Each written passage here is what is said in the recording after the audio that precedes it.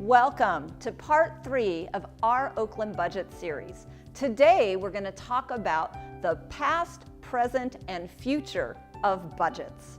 In other words, today's budget is not just about meeting our needs of today, it's also about keeping the promises that we made in the past, as well as addressing those financial needs that we know are going to be there in the future. We have made a lot of promises in the past. These are legal obligations that we must keep.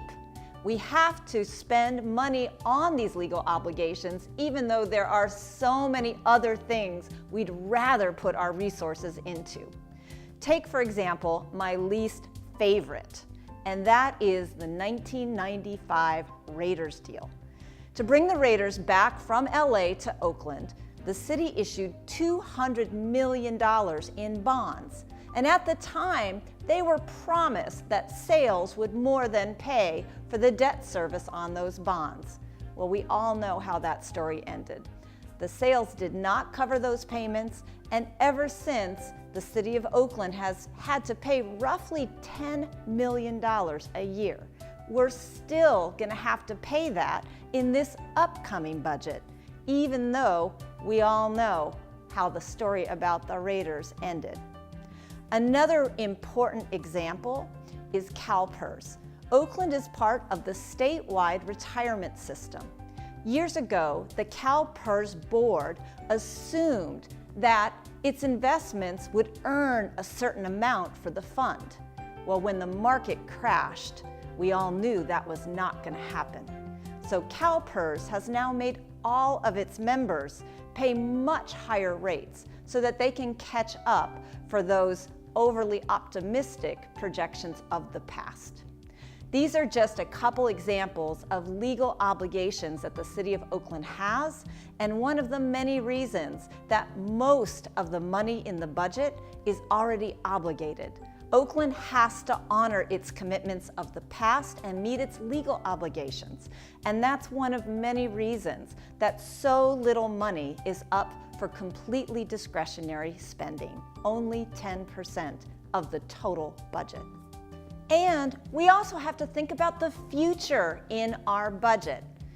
For example, every year we're seeing more and more retirees compared with the number of active employees. And that has caused us to have a growing unfunded retirement liability. For example, we have approximately $1 billion in unfunded medical retiree benefits alone. It would be easy to ignore the future needs in today's budget, but we cannot put future generations of Oaklanders at risk.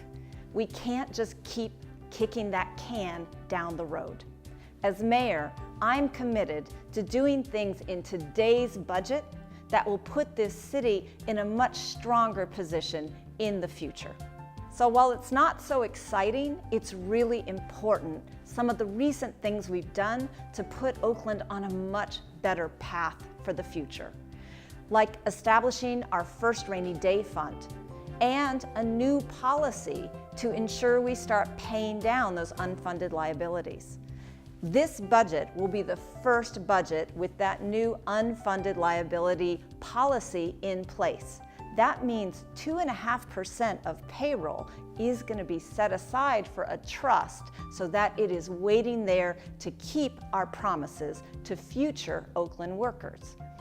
Also, we have worked with our labor unions, starting with our Oakland Police Officers Association, to cap what we pay in medical benefits for our retired officers.